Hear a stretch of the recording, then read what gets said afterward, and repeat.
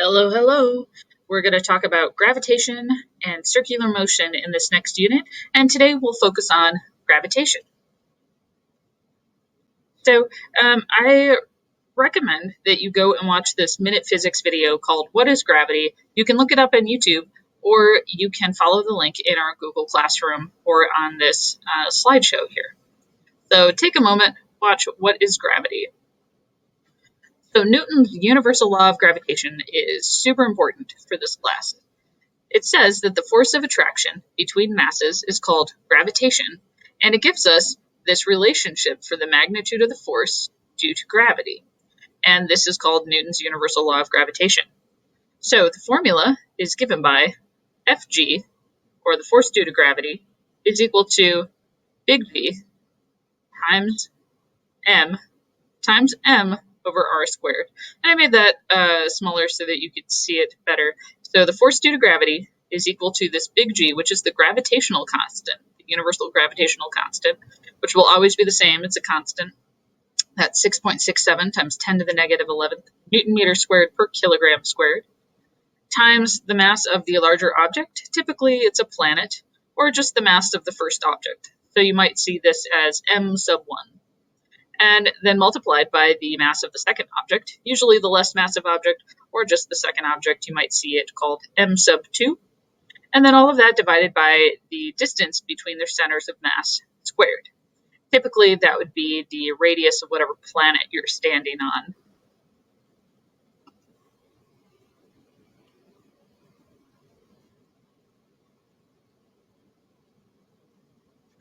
All right, so some outcomes of this is that the more massive the object, the stronger the gravitational force. Okay, so if we look at this equation here, the bigger that value m is, because it's in the numerator, the bigger the force due to gravity is. And conversely, the closer the objects are to each other, the stronger your gravitational force is going to be, because the radius is in the denominator of that formula, and so it's going to make your force smaller when you divide by a bigger number. So here's an example. What is the force of gravity exerted on a 70-kilogram astronaut that is standing on Earth's surface? Okay, so I'm giving you these values. It would be a good idea to write these down and keep them somewhere safe. I'm going to pull up a different screen so that you can see a sketch pad here. Okay, so our astronaut, their mass is equal to 70 kilograms. And we are looking for their weight, or the force due to gravity on that astronaut. The equation we have is Fg is equal to gmm over r squared. We know G, big G, that is, big G is 6.67 times 10 to the negative 11. And that's Newton meters squared per kilogram squared. We also know the radius of the Earth. That is 5.98 times 10 to the 24th kilograms. Oh, sorry, that's the mass of our Earth. So we know the mass of our Earth, and we also know the radius of our Earth. The radius of our Earth is 6.38 times 10 to the 6th meters. Let me clean this up here a little bit for you. Let's go ahead and erase that, and we'll fix it. So mass, Earth, radius, Earth. Okay, so these are all the things that we know. These are all the things that we're given. So this one's a simple plug and chug, but I'm going through it with you because I want you to be careful with these numbers using scientific notation. Because we have all of these exponents here, depending on the calculator you have, and just depending on the day, your calculator might put these things in wrong. So it's really good to use lots and lots and lots of parentheses. So here's how I would write it out parenthesis-wise in my calculator. Double parenthesis, 6.67 E there should be a little e, like a little capital E or an E on your calculator, and that says times 10 to the negative, or times 10 to the, and then you can put negative 11. And then you multiply by the mass of the Earth, 5.98. Put a little e, put a capital E, and then 24. And then we have the mass of the astronaut, which is a nice tiny 70. Then I would close those parentheses completely, and then divide by the radius of the Earth squared. Easy rookie mistake here is where people forget to square this. So I would do a double parentheses again, 6.38 times 10 to the 6th, and then square it, and then you can find your answer. So I'm going to go ahead and type all of that in right now. 6.67 E negative 11 times 5.98 E 24 times 70. And then I'm going to divide that big mess by 6.38 to the 6th, square it, and done.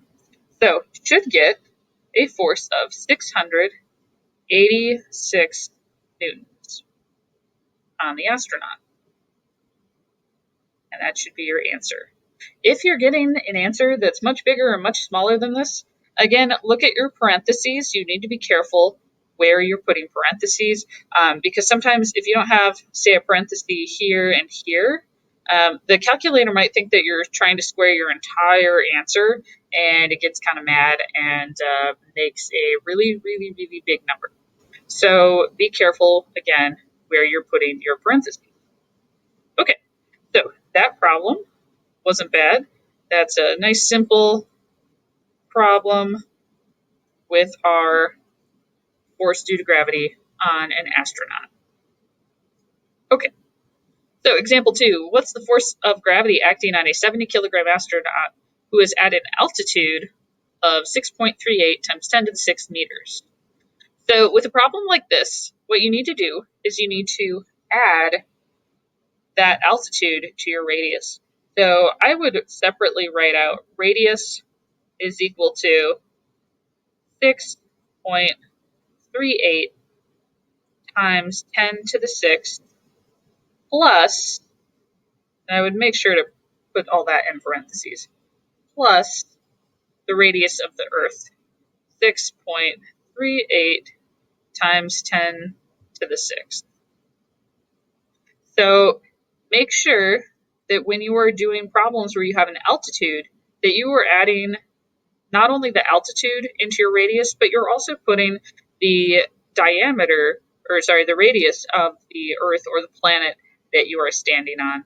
And then make sure that in your problem, so you've got F equal to GMM over R squared, make sure that you square all of this stuff, okay? So go ahead and give that a try on your own.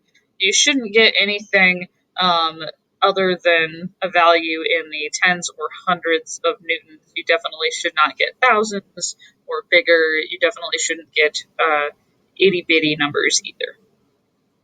Okay, can I erase that?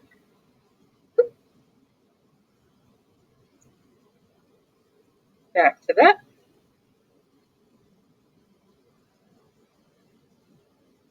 And moving on. Okay, so example 3. 2 physics lab partners sit side by side. One has a mass of 55 kilograms, and the other has a mass of 65 kilograms. If they sit 50 centimeters apart, what is the irresistible force of attraction between them? So I'm going to pull up our sketchpad again. So we have 2 masses. Call it mass 1 is 55 kilograms. And we have mass 2 is 65 kilograms. They're sitting 50 centimeters apart. So our radius is 50 centimeters, but be careful, we don't work in centimeters in this equation, or pretty much any equation. We need standard units. So 50 centimeters is equal to 0.5 meters. Okay, so make sure that you convert things when you were looking at them. All right, now I'm going to go ahead and see, reduce the size there a bit. We're trying to find the force between them. So we have Fg is equal to G m1m2 over r squared. Again, it's a nice plug and chug.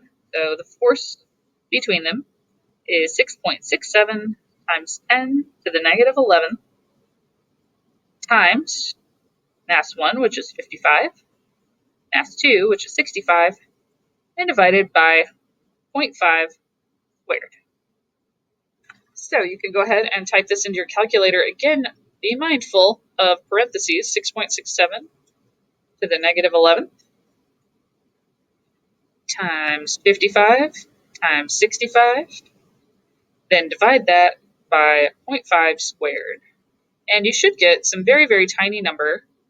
So it's like 0.0000 something or other. So be careful that you put things into scientific notation. There should be an option on your calculator to do this for you if you would like. So you should get 9.5 times 10 to the negative 7th newtons. Super, super tiny. Okay, so very, very, very tiny force of attraction between two tiny masses. And this is something you're going to find when you do your labs. Tiny masses still attract each other, but the force of attraction between them is pretty small.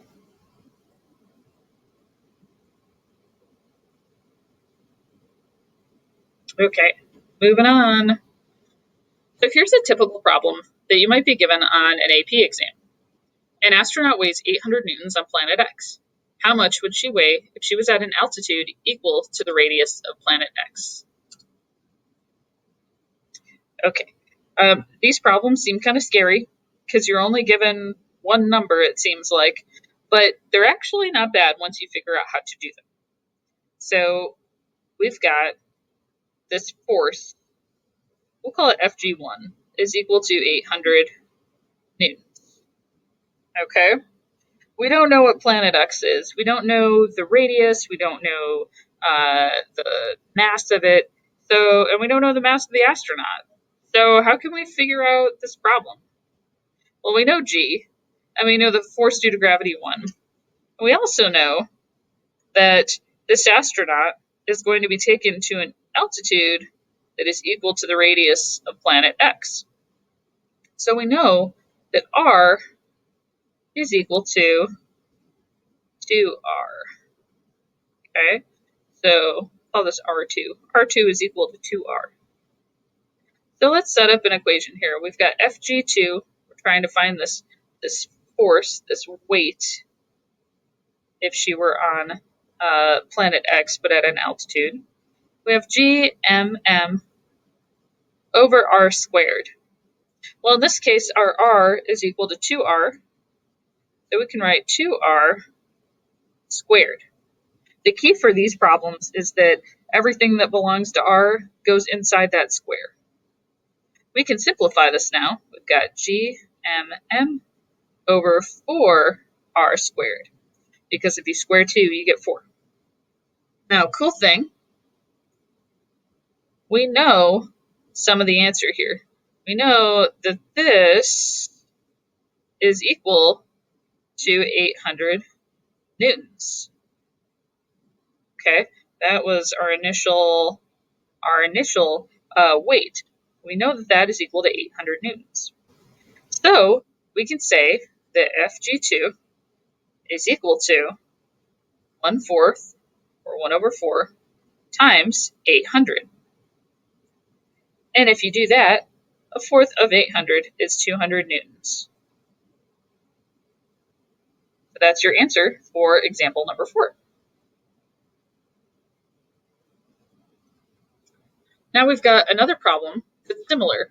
A spaceship orbit the planet at a radius r and weighs 10,000 newtons. How much would it weigh if it orbits a planet twice as massive and half the radius?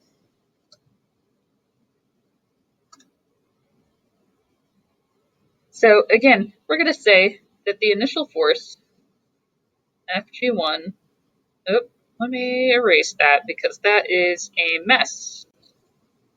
We know that Fg1 is equal to 10,000 newtons.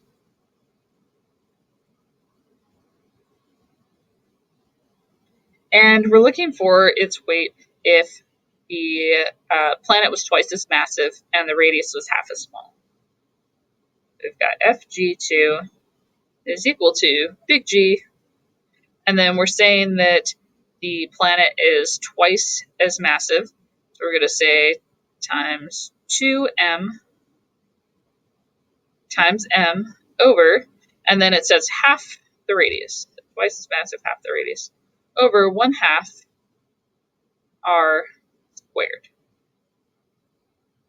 If we simplify this, we have 2gmm over, so when you square 1/2, you get 1/4.